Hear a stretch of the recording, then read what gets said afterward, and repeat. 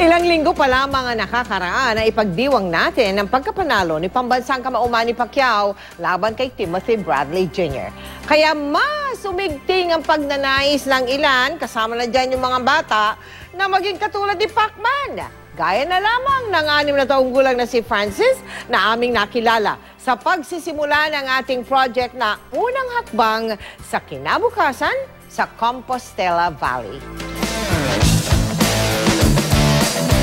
Sa edad na 6, alam na ni Francis ang kanyang nais pagdating.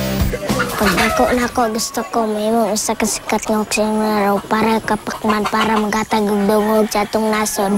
Wala eh. Ito rin kasi ang naunsyaming pangarap ng kanyang ama. Gusto ko maging boksingero, kaya lang malayo ako sa pamilya ko noon. Mahirap lang kami. Sabi ko sa isip ko, pagka anak ko ng isang lalaki, bigay ko sa kanya yung abilidad ko. Naging batutoy yung tawag sa kanya.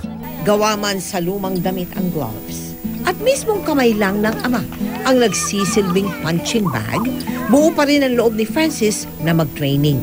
Gusto ko boksingero para makatabang sa akong nga magpapa kay Pobre Rame. Sinasabi ko sa kanya, kung mag-boxing ka, dapat pagtuunan mo rin yung pag-aaral. Kasi iba yun eh, talent mo yan eh. Sa klase, mayroon din siyang ibubuga. Masikap talaga siya sa pag-aaral. Despite and in spite yung kalagayan nila sa kanilang pamumuhay na medyo salat.